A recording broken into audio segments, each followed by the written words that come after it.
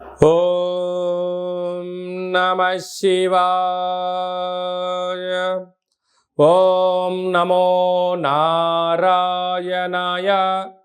కర్మ నివారణ, నరదృష్టి నివారణ, సంచిత ప్రారబ్ధ ఆగమిక కర్మ నివారణ, తులాభార కాల భైరవాయ నమో నమః. ఓం దిగంబరాయ విద్మహే గజవాహనాయ ధీమహి తన్నో కపాలకాల భైరవ ప్రచోదయాత్. ఓం ఇంద్రాణీ శక్తి దేవ్యై నమోస్తుతే. హరి ఓం. మా ఛానల్కి స్వాగతం. చూస్తున్న వీక్షకులకు, ప్రేక్షకులకు, ప్రియ కాళ భైరవ భగవద్బంధులకి స్వాగతం పలుకుతూ, మమ్మల్ని ఎంతగానో ఆదరిస్తూ ఉండబడినటువంటి ప్రియ సోదర సోదరీమణులకు అందరిపైనను, సనాతన ధర్మ సంరక్షకులకు, జ్యోతిష్య అభిమానులకు అందరికీ కూడా స్వాగతం పలుకుతూ, ఆదివారం అమావాస్య పుష్యమి నక్షత్ర సందర్భంగా అందరికీ నిండు నూరేళ్ల ఆయురారోగ్యాలను ప్రసాదించాలని శ్రీ కాళీ సమేత కాళభైరవ స్వామిని వేడుకుందాం. అందులో ఈసారి ఆదివారం అమావాస్య పుష్యమి నక్షత్ర సందర్భంగా రవి పుష్యార్క యోగం అందరికీ కలగాలని, అందరికీ మనతో రాబోయేటువంటి భవిష్యత్తులో ఉండబడినటువంటి 7 తరాల వారికి అద్భుత ధన రాజకీయ యోగ సకల ఐశ్వర్యం ఆనందాన్ని ఆ బుధాదిత్య రాజయోగ కారణము, రవిపుషార్క యోగ కారణము, ఆదివారం అమావాస్య కారణం చేత అందరికీ ప్రసాదించాలని కోరుకుందాం. 1/8/2024 నుండి 15/8/2024 వరకు పుట్టినటువంటి వారందరికీ కూడా ముందస్తుగా జన్మదిన శుభాకాంక్షలు. గతంలో వివాహం చేసుకున్న వారికి వివాహ వార్షికోత్సవ శుభాకాంక్షలు. ద్వాదశ రాశుల్లో గ్రహ గమనాన్ని ఒకసారి వీక్షింపచేద్దాం. వృషభ రాశిలో కుజుడు మరియు దేవగురు బృహస్పతి సంచార స్థితి, కర్కాటక రాశిలో రవి సంచార స్థితి, సింహరాశిలో బుధ శుక్ర సంచార స్థితి, కన్యరాశిలో కేతు భగవానుడు సంచార స్థితి, కుంభరాశిలో శని భగవానుడు వక్రగమన సంచార స్థితి, మీనరాశిలో రాహు సంచార స్థితితో ద్వాదశ రాశుల్లో గ్రహ గమనాలు ఈ విధంగా ఉన్నాయి.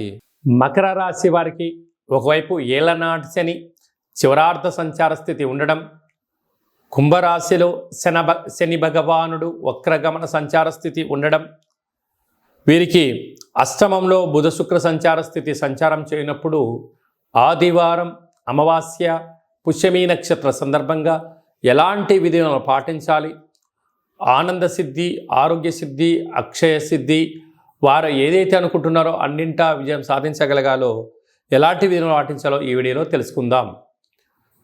మకర రాశిలో ఏ నక్షత్రాలు వస్తాయనగా ఉత్తరాషాఢ నక్షత్రంలోని 3వ పాదం, 4వ పాదం, 2వ పాదం, అలాగనే శ్రవణ నక్షత్రంలోని 4 పాదాలు, ధనిష్ఠా నక్షత్రంలోని 1-2 పాదములు కలిపితే మకర రాశి అవడం జరుగుతుంది. చాలామందికి పుట్టినటువంటి కాల సమయంలో డేటా బర్త్లు లేనటువంటి కారణం వలన పేరు యొక్క మొదటి అక్షరాన్ని అనుసరిస్తూ రాశిని తెలుసుకునే ప్రయత్నం చేద్దాం. బో, జా, జీ, జూ, జే, జో, ఘా, గి అక్షరాల వారందరూ కూడా ఈ యొక్క మకర రాశి జాతకులు అని చెప్పి గమనించాలి. వీరికి ఒకవైపు ఏళ్లనాటి శని చివరార్ధ సంచార స్థితి, కుంభరాశిలో శని భగవానుడు వక్రగమన సంచార స్థితిలో ఉన్నప్పుడు, అలాగనే ఈ ఆదివారం అమావాస్య పుష్యమి నక్షత్ర సందర్భంగా తెల్ల జిల్లేడు యొక్క వృక్షం చుట్టూ ప్రదక్షిణ, తెల్ల జిల్లేడు వృక్షం దగ్గర దీపము, ఈ అమావాస్య రోజున పైన కొమ్మలు వధింపచేసి ఒక వినాయకుడు రూపం కలిగినటువంటి వేరును బయటికి తీసుకొని వాటిని బాగా శుద్ధి పెట్టి పంచామృతములతో అభిషేకం చేసి సింధూరాన్ని పూసుకొని ఇంట్లో తంత్ర వరసిద్ధి మహాగణపతి అష్టకాల భైరవ హోమ కార్యక్రమాన్ని చేసుకొని గృహంలో పూజా మందిరంలో ఉంచినట్లయితే ఇంట్లో ఉండబడినటువంటి వాస్తు దోషము, నరదృష్టి దోషము, యంత్ర మంత్ర తంత్ర పరతంత్ర తాంత్రికపరమైన దోషాలు తొలగిపోయి ఆనంద సిద్ధి, ఆరోగ్య సిద్ధి, ఐశ్వర్య సిద్ధి, అక్షయ సిద్ధి, మీరు ఏదైతే అనుకుంటారో 16 రకాల సిద్ధులు మకర రాశి వారు సొంతమవుతాయని చెప్పి గమనించాలి. అలాగనే వీరికి తృతీయంలో రాహు ఉండడం వల్ల అన్నదమ్ములతో, అక్కాచెల్లెలతో స్నేహపూర్వక వాతావరణాన్ని ఏర్పరచుకోవాలి. సంతాన స్థానంలో కుజగురు సంచార స్థితి ఉండడం వల్ల నూతనంగా వివాహమైన వారికి సంతాన యోగం, ఐశ్వర్య యోగం, విదేశీయాన యోగం కలుగుతుందని చెప్పి గమనించాలి. సప్తమంలో రవి సంచార స్థితి ఉండడం వలన నూతనంగా వివాహ ప్రయత్నం చేసేవారికి ప్రయత్నం అనుకూలించడం, నూతన వాహనాలు, క్రయ విక్రయాలు యోగదాయకం అని చెప్పి గమనించాలి. అలాగనే డాక్టర్లు, సాఫ్ట్వేర్లు, హార్డ్వేర్లు, యానిమేషన్స్, క్రియేటివిటీ రంగాల్లో ఉండబడిన వారు, ఆహార ఉత్పత్తులు, కిరాణం స్టోరు, రియల్ ఎస్టేటు, జిమ్ సెంటర్లు, వ్యాపారవేత్తలు, చర్మ సౌందర్యమైన వ్యాపారాలు, కేశ సౌందర్య వ్యాపార కార్యక్రమం చేసేవారందరికీ ఇది చాలా మంచి కాలము అని చెప్పి గమనించాలి. ముఖ్యమైనటువంటి పండగల గురించి క్లుప్తంగా సవివరంగా సంపూర్ణంగా తెలుసుకుందాం. 4వ తారీఖు 8వ నెల 2024 సంవత్సరంలో ఆషాఢమాస బహుళపక్ష ఆదివారము అమావాస్య పుష్యమీ నక్షత్ర సందర్భంగా చాలా మహోన్నతమైన పర్వకాలం అని చెప్పి గమనించాలి. ఆదివారం అమావాస్య వస్తేనే అందరికీ పెద్ద పండగ. అందులో పుష్యమీ నక్షత్రంతో కూడుకున్నటువంటి అమావాస్య కావడం వలన మనకు బహిర్ ప్రాంతాలలో వ్యవసాయ క్షేత్రాల్లో తెల్ల జిల్లేడు వృక్ష ఉండడం జరుగుతూ ఉంటుంది. ఏపుగా పెరిగినటువంటి వృక్ష దేవత కింద శ్వేతార్క వరసిద్ధి మహాగణపతి స్వామివారు వృక్ష రూపంలో ఉండడం జరుగుతుంటుంది.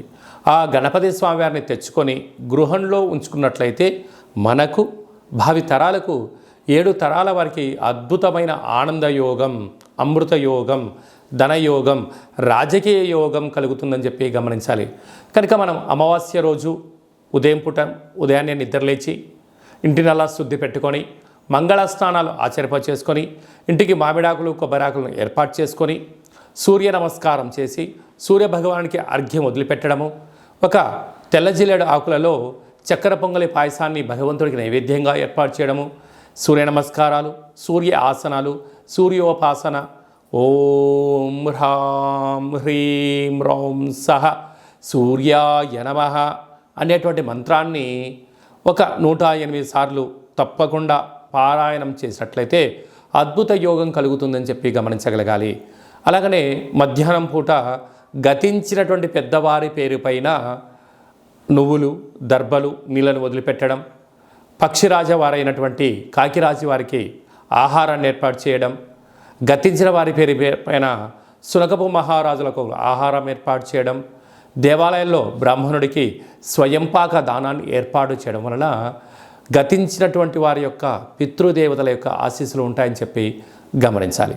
సాయం సంధ్య కాగానే సాయంత్రం 4:30 నుండి 6 గంటల వరకు రాహుకాల సమయం ఉంటుంది కనుక ఇంట్లో ఒక అష్టదళ పద్మాన్ని వేసుకొని నిమ్మకాయలతో దీపాన్ని వెలిగించడము, విష్ణు సహస్రనామ పారాయణం కానీ లలిత సహస్రనామ పారాయణం చేయడం వలన ఇంటిలో రాహుకాలంలో చేసే పూజ ఫలిత ప్రభావం వలన నరదృష్టి, శత్రు ప్రభావాలు తొలగిపోతాయి.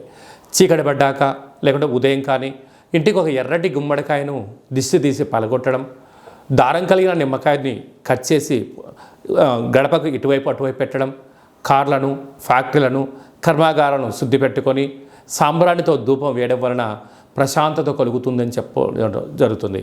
మిగతా రోజుల్లో 1000 జపం చేస్తే ఎంతటి ఫలితం వస్తుందో ఆ రోజు ఒక్క నామాన్ని స్మరించిన కాలభైరవ అన్న, కాళికామాత అన్న, వెంకటేశ్వర అన్న, ఓం నమశివాయ అన్న అద్భుతమైన ఫలితం కలుగుతుంది అని చెప్పి గమనించాలి. ఆ రోజు చేసే పూజ, ఆ రోజు చేసే దీక్ష, ఆ రోజు ఉండబడిన మౌనము మనకెంతో ఐశ్వర్యాన్ని, ఆనందాన్ని మనకు కలిగిస్తుందని చెప్పి గమనించగలగాలి. అదే కాకుండా ఆ యొక్క అమావాస్యను కాళ అమావాస్య అంటారు. అంటే కాళిదాసు లాంటి వాళ్ళు, బట్టి విక్రమార్కుడు లాంటి వాళ్ళు, శివాజీ చక్రవర్తులు లాంటి వారందరూ కూడా ఇలాంటి రోజులలోనే సాధన చేసి కాళ స్వరూపమైనటువంటి కాళికామాతను, కాళభైరవ స్వామిని ప్రసన్నం చేసుకున్నారని చెప్పి గమనించాలి. అలాగనే మనకు 12వ తారీఖున 13వ తారీఖున శ్రావణమాస శుద్ధాష్టమి సందర్భంగా, కాళ అష్టమి సందర్భంగా కాళభైరవ స్వామి స్మరణ, ధ్యానము యోగదాయకం అని చెప్పి గమనించాలి. మన యొక్క దేవాలయంలో 4 శనివారాలు, 4 మంగళవారాలు, శుద్ధాష్టమి, పూర్ణిమ, బహుళాష్టమి, అమావాస్య సందర్భంగా నిత్యము కాళభైరవ హోమం జరుగుతూ ఉంటుంది. కనుక దేవాలయంలో అర్చన, అభిషేకాదులు, కాళభైరవ స్వామి యొక్క ముడుపు, కాళభైరవ స్వామి వారి యొక్క కూష్మాండ దీపము పెట్టడం జరుగుతుంటుంది. హోమంలో పాల్గొనడం వలన సకల అష్ట కష్టాలు తొలగిపోతాయి. కాలము అనగానే కాలభైరుడి యొక్క చేతిలో ఉంటుంది. అందుకే కాళాష్టమి, కాళ అమావాస్య రోజున భైరవస్వామి యొక్క స్మరణ, ధ్యానము, పూజ ఐశ్వర్యాన్ని, ఆనందాన్ని కట్టబెడుతుందని చెప్పి గమనించాలి. గృహంలో ఉండబడిన నరదృష్టి తొలగిపోతుంది. వ్యాపారాల్లో ఉండబడినటువంటి ఆటంకాలు తొలగిపోతాయి. విపరీతమైనటువంటి జనాకర్షణ, ధనాకర్షణ కలుగుతుందని చెప్పి గమనించాలి. ఆసక్తి కలిగితే ఇంట్లో చేసుకోండి. కుదరలేని పక్షంలో ఈ కింద నెంబర్ సంప్రదించినట్లయితే, మీ గోత్రనామంలో పంపించినట్లయితే వీడియో కాల్ ద్వారా చూపించి మీ పేరుపైన ఒక సౌభాగ్య ముడుపు, కూష్మాండ దీపము, హోమాన్ని చేయించి వాట్సాప్ కాల్ ద్వారా ప్రత్యక్ష ప్రసారాన్ని కూడా చేయించడం జరుగుతుందని చెప్పి గమనించాలి. ఇంకనూ మనము ఈ ఆషాఢమాస ఆదివారం అమావాస్య రోజున, శ్రావణమాస శుద్ధాష్టమి, కాళాష్టమి సందర్భంగా ఇంకనూ విజయం సాధించగలగాలి అన్నట్లయితే ఈ యొక్క పాత్ర కంచు పాత్ర అంటారు. ఈ యొక్క అంటే కంచు మోగినట్టు కనకమ్ము మోగదు గదరాసుమతి అని చెప్పి మనకు సుమతి శతకంలో చెప్పడం జరుగుతుంటుంది. రాసులు 12 ఎలా ఉంటాయో 12ని అచ్చు వేయడం జరుగుతుంటుంది. పూజ చేసిన తదనంతరము ఈ యొక్క పాత్రను ఇలా ఎడమ చేతో పట్టుకొని కుడి చేతో ఈ కరసాహం తీసుకొని ఇలా చిన్నగా శబ్దం చేసినట్లయితే ఓంకార శబ్దం రావడం జరుగుతుంటుంది.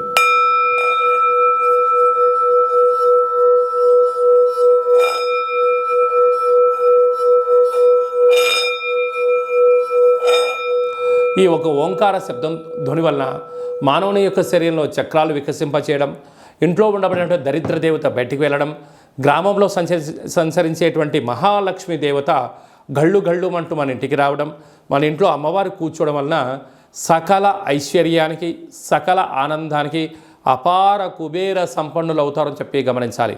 ఈ యొక్క కాళభైరవ స్వామి అక్షయ పాత్ర మరియు మీకు ఒక కాళభైరవ స్వామి ఒక పిరమిడు, డాలరు, కంకణము, కాళభైరవ హోమం చేయించడం జరుగుతుంది. మీకు వాట్సాప్ కాల్ ద్వారా ప్రత్యక్ష ప్రసారాన్ని కూడా చూపించడం జరుగుతుంది.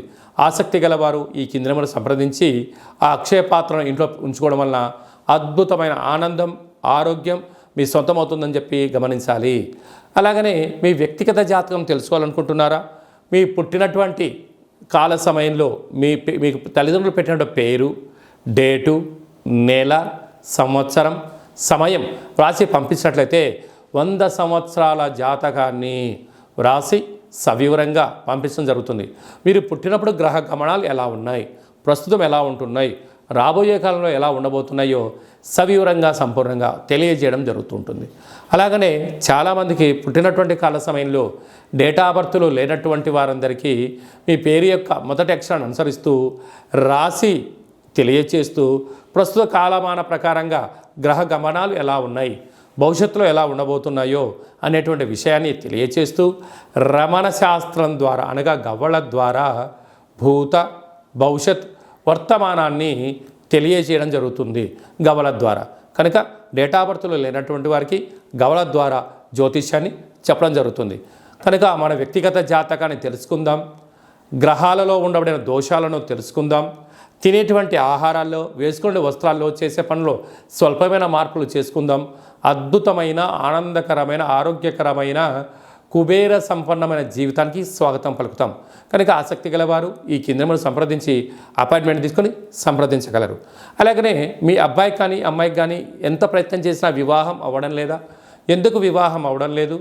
జాతకంలో ఎలాంటి దోషాలు ఉన్నాయి? వివాహం ఎప్పుడవుతుంది? ఎలాంటి అబ్బాయితో అమ్మాయితో కలపడం వలన వీరి యొక్క గణగుణాలు బాగుంటాయో తెలుసుకోవడం జరుగుతుంటుంది. కనుక జాతకాన్ని తెలుసుకుందాం, మంచి వివాహ సంబంధం తెచ్చుకుందాం, భావితరాల్లో మంచి ఆనందకరం జీవితం పొందుదాం. కనుక వచ్చేటువంటి జాతకాన్ని వధువరుల యొక్క పాదాలు, గుణాలు, సంతాన యోగము, అలాగనే విదేశీయాన యోగము, ఎలాంటి యోగాలు ఉన్నాయో కూడా తెలుసుకుందాం. అలాగే మీ అబ్బాయికి కానీ అమ్మాయికి కానీ చిన్నపిల్లలు పుట్టినట్లయితే ఏ మాసంలో పుట్టితే ఎలాంటి పేర్లు పెట్టుకోవాలి, నక్షత్రంలో ఉన్న విశిష్టత ఎంతో కూడా తెలియజేయడం జరుగుతుంటుంది. ఈ యొక్క మాసంలో పుట్టినట్టు రోజు వారందరికీ కూడా, అలాగే వివాహ వార్షికోత్సవం చేసుకుంటున్న వారందరికీ కూడా మన యొక్క దేవాలయంలో ప్రత్యేకంగా కాళభైరవ హోమం చేయించడం జరుగుతుంటుంది. అలాగనే ప్రసాదం కూడా పంపించడం జరుగుతుంది. మనమందరము కూడా కలియుగ కాలంలో కాళభైరవ స్వామికి స్మరణ చేద్దాం, కష్టాలకు స్వస్తి పలుకుదాం, ఐశ్వర్యానికి స్వాగతం పలుకుతాం.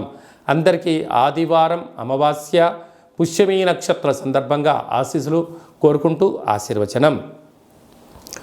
ఓం కాళకాలాయ విద్మహే కాళాతీతాయ ధీమహి తన్నో కాళభైరవ ప్రచోదయాతు.